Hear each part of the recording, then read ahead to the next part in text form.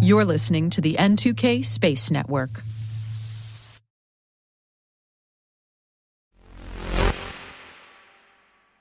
The Cold War space race was a struggle between the Soviet Union and the United States. The pursuit for both was the domination of spaceflight technologies. The technological advances were seen as necessary for national security and political superiority. It was a remarkable time in history, with many far-reaching achievements in science, space exploration, and technology. And right now, it looks like history is about to repeat itself. T-minus 20 seconds to LOS speed rest. Go for deploy. Roger roll. Today is August the 14th, 2023. I'm Alice Carruth, and this is T-minus.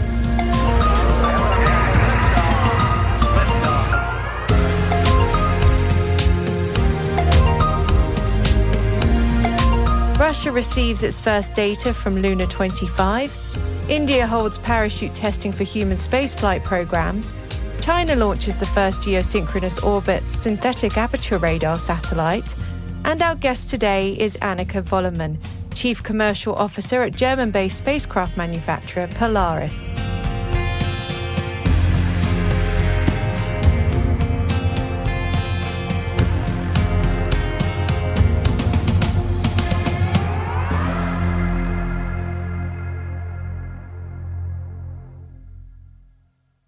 On to today's Intel briefing. It's the Race for the Moon 2.0 edition. On Friday, we reported that Russia launched its Luna 25 spacecraft that put the country in a head-to-head race with India to be the first nation to soft land on the lunar South Pole. And it's all the industry has continued to talk about. The Russian Space Agency says that they're already processing data from Luna 25. Roscosmos switched on the scientific equipment on the vehicle and says that the first measurement data on the flight to the moon has been obtained. Luna 25 is expected to reach the moon on August the 21st. At about the same time, the Indian Chandrayaan 3 mission is expected to land at the same coveted location, the moon's south pole, where ice is the new gold. Russia has also announced that it plans to launch further lunar missions and then explore the possibility of a joint Russian-China crewed mission and even a lunar base. This announcement has left analysts drawing parallels to the Cold War era space race. Back then, the Soviets were the first to conduct a soft landing on the moon, but it was the Americans that were the first to land humans on the surface. It all sounds very familiar, as NASA is focusing on the Artemis missions and returning astronauts to the moon next year. Meanwhile, the Russian Space Agency has announced that the airport of the Vostochny cosmodrome has received the first airplane. The airport is still under construction, but the test flight was held to check the technical readiness of its runway. The aircraft was operated by the crew of the Gaganyaan Cosmonaut Training Center, headed by the commander of the Joint Aviation Detachment. And back to India's human spaceflight ambitions, the Indian Space Research Organisation, known as ISRO, successfully conducted a series of drogue parachute deployment tests which will help their astronauts land safely from space. The tests are for the Gaganyaan mission, which will take 3 crew members into a 400-kilometre orbit for a 3-day mission and bring them back to Earth by landing in the Indian Sea. That mission is expected to be held next year. And India is not just reaching for the moon. The country's first solar mission is expected in the coming weeks. The Aditya L1 spacecraft has reached the launch facility in Andhra Pradesh. Aditya 1 will observe the sun from 1.5 million kilometres above the Earth's surface. ISRO hopes to launch the vehicle by the end of this month. China launched 5 new satellites to orbit on Monday. The vehicles will be part of the country's very high-frequency data exchange system satellite constellation. Chinese media says that the satellites will be used for an integrated transportation security system of land, sea, air and space, meaning that it will offer a basic guarantee for maritime intelligence shipping communications, ocean situational awareness and intelligent ocean exploration. The China Aerospace Science and Technology Corp also announced that it launched the first geosynchronous orbit synthetic aperture radar satellite for disaster monitoring over the weekend. The LSAR-401 satellite aims to improve the accuracy and efficiency of disaster event information and enhance the comprehensive prevention and control capabilities of natural disasters. In the face of China's fast-growing space capabilities, the US is ramping up space collaboration with key Asian allies Japan and South Korea. The upcoming trilateral summit at Camp David on August the 18th will further address space cooperation. While historic tensions have previously hindered Japan-South Korea collaboration, recent steps, such as data-sharing accords, joint monitoring initiatives, and cross-national private sector investments, indicate increasing regional interoperability and a warming relationship. With Japan's established space assets and South Korea boosting its space budget, the US sees a strategic opportunity to enhance space defense and surveillance in the Western Pacific region. Space News is reporting that during a recent South American military exercise, US Space Force and allies utilized commercial satellite imagery to locate illegal fishing boats. This demonstrated the utility of unclassified commercial satellite data for maritime security and military applications, enhancing data sharing among international partners. Despite the increasing availability of such imagery, the DoD has been slow to integrate these commercial capabilities into operations. Space Systems Command has initiated efforts like the SRT program to bridge this gap, emphasizing the timeliness of data and expanding collaborations with commercial partners. SRT, or Surveillance, Reconnaissance and Tracking, is Space System Command's program to procure data from commercial satellites in near real time for mission-critical and tactical operations. Once overlooked regarding its environmental impact, the space industry is facing scrutiny similar to the global aviation industry for its carbon emissions. A recent study highlights significant climate effects and potential health risks from rocket launches, particularly from standard rocket fuel RP-1. However, the industry is undergoing a green transformation. Companies are exploring propane, notably biopropane, as a cleaner fuel alternative, potentially reducing CO2 emissions by 96%. Additionally, initiatives like Scotland's Sutherland Spaceport, which aspires to be the first carbon-neutral spaceport, signify the industry's evolving sustainable approach. Certainly more work to be done, but the focus is there. And a few forward-looking statements to finish off today's Intel Brief. That's a business law joke for those who missed it. Last week saw a host of hugely positive second quarter earnings reports from the likes of Black Sky, Redwire, Rocket Lab, Spire Global, and Viasat. Will that sunny outlook hold for the quarterly reports released this week? We'll be hearing from Astra, Intuitive Machines, Momentous, Sidus Space, and Terran Orbital.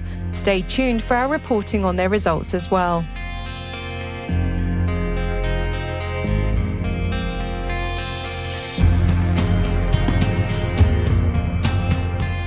That concludes our briefing for today.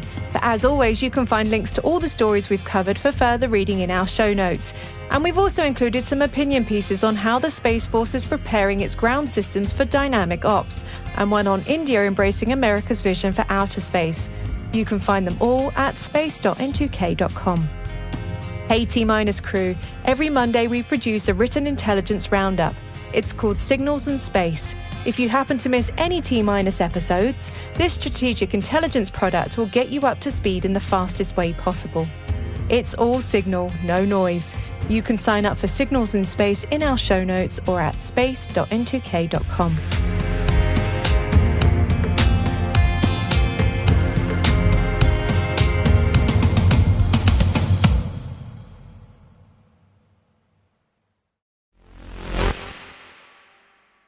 Our guest today is Annika Wollermann, Chief Commercial Officer at Polaris.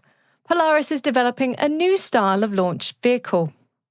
I started off asking Annika how the company started and what they're aiming to achieve.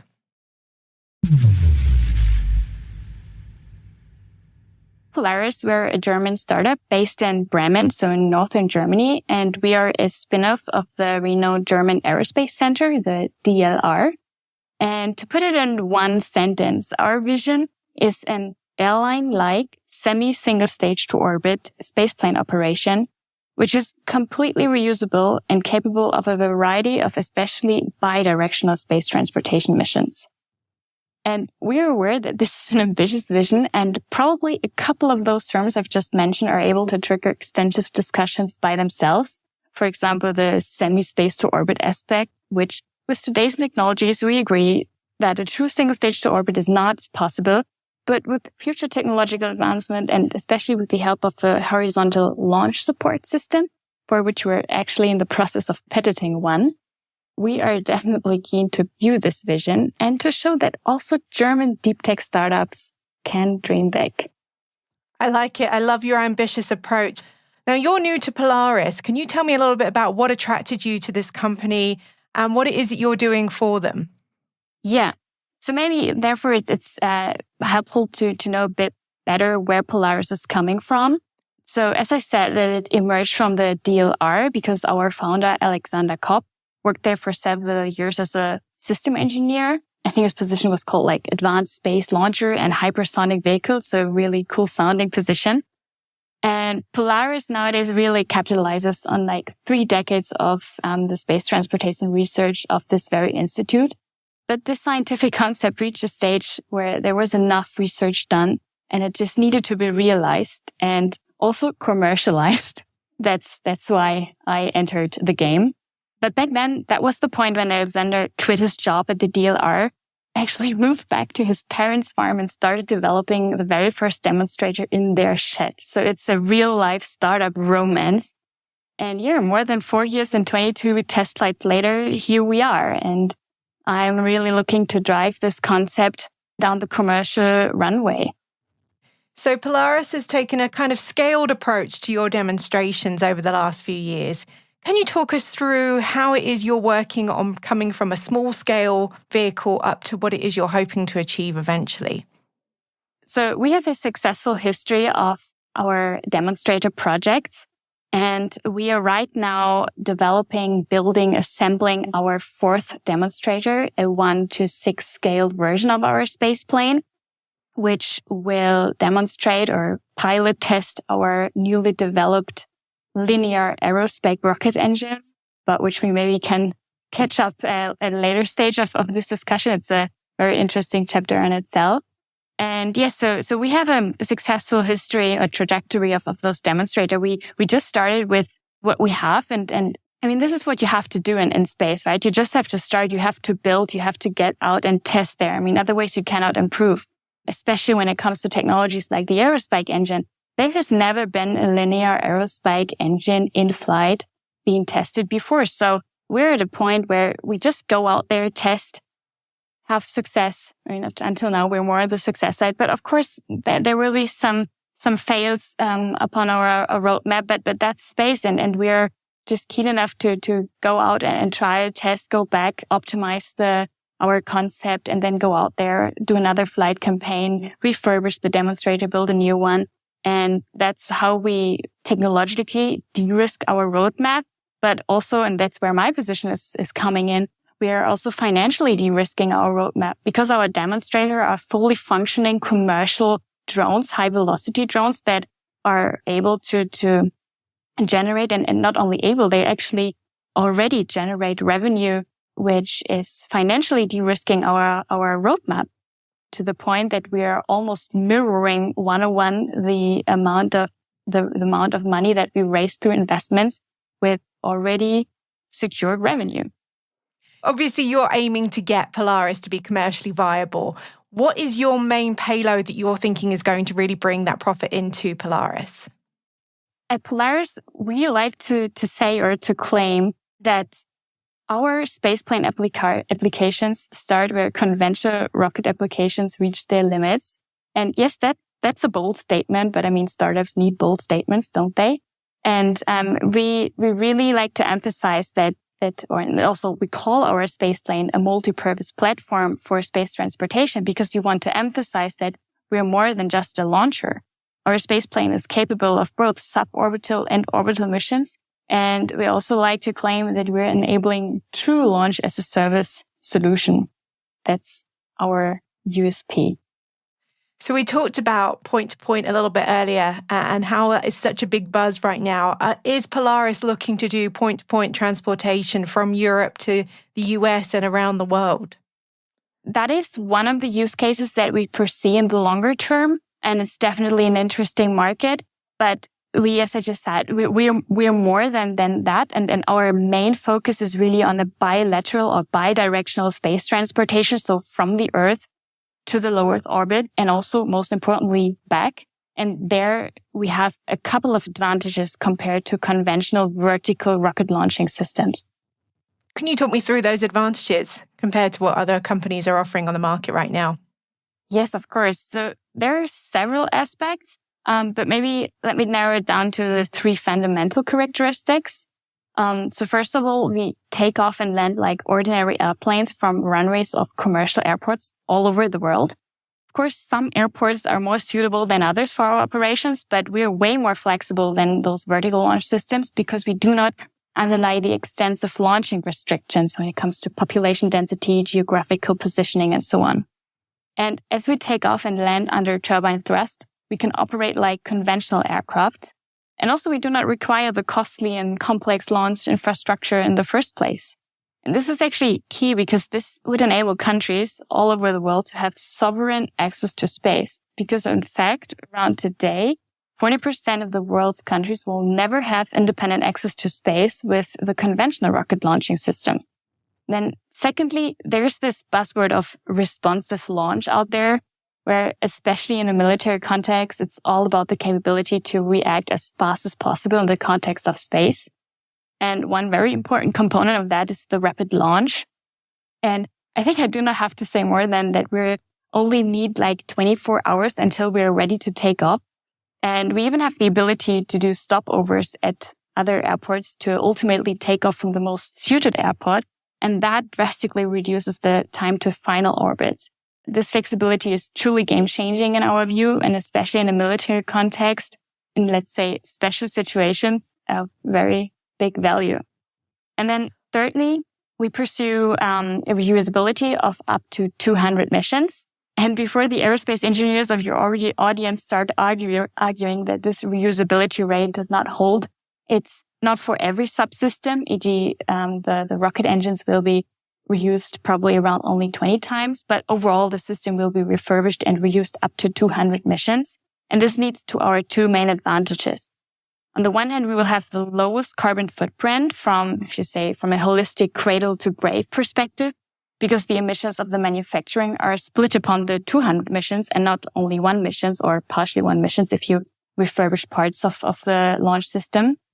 Some people might think it's nice to have and good to promote aspects of our operations.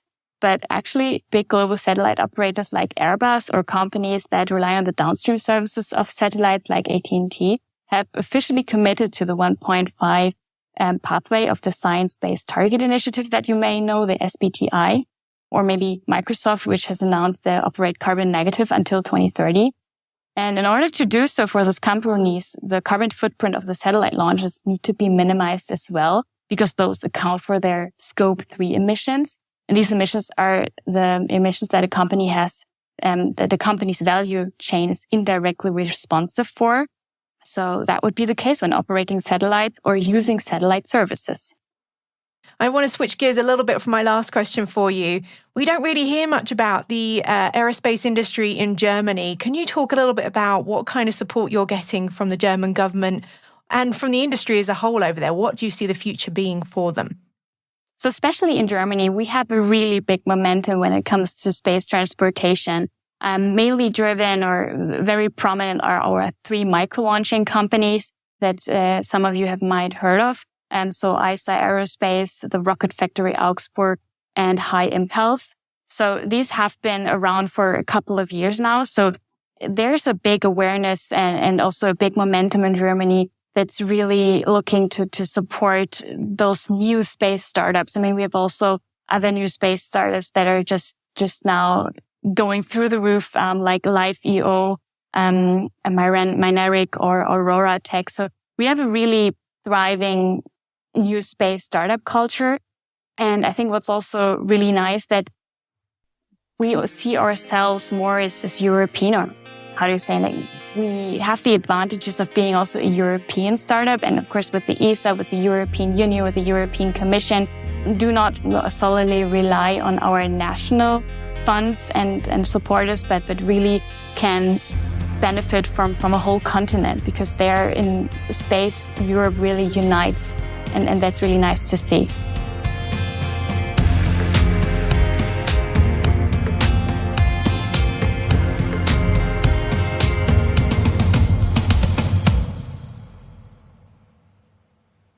We'll be right back. Welcome back. The James Webb Telescope continues to deliver on its promise to reach into the depths of the universe and deliver us with information that we can only imagine in our dreams. The most recent image is of a distant star called Earendel. It's the most distant star that the space-based telescope has captured to date. Earendel is 28 billion light-years away from the Earth. It's a super hot and super bright B-type star, surpassing the heat of the Sun. Scientists have concluded that Earendel is incredibly minuscule, approximately 4,000 times tinier than our usual observable threshold. This designation positions it as the most remote star ever detected, having emerged just 1 billion years following the Big Bang. The James Webb Telescope used the gravitational lensing technique to capture this distant ball of gas. The image has been hailed as a breakthrough and offers profound insights into the early universe and its initial stars. Just incredible.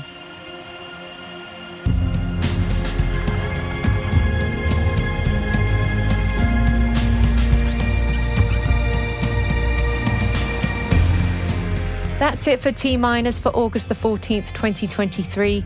For additional resources from today's report, check out our show notes at space.n2k.com. We'd love to know what you think of this podcast. You can email us at space.n2k.com or submit the survey in the show notes. Your feedback ensures we deliver the information that keeps you a step ahead of the rapidly changing space industry. We're privileged that N2K and podcasts like T-Minus are part of the daily routine of many of the most influential leaders and operators in the public and private sector, from the Fortune 500 to many of the world's preeminent intelligence and law enforcement agencies. N2K Strategic Workforce Intelligence optimizes the value of your biggest investment, your people. We make you smarter about your team while making your team smarter. Learn more at n2k.com. This episode was mixed by Elliot Peltzman and Trey Hester, with original music and sound design by Elliot Peltzman. Our executive producer is Brandon Karff, our chief intelligence officer is Eric Tillman, and I'm Alice Carruth. Thanks for listening.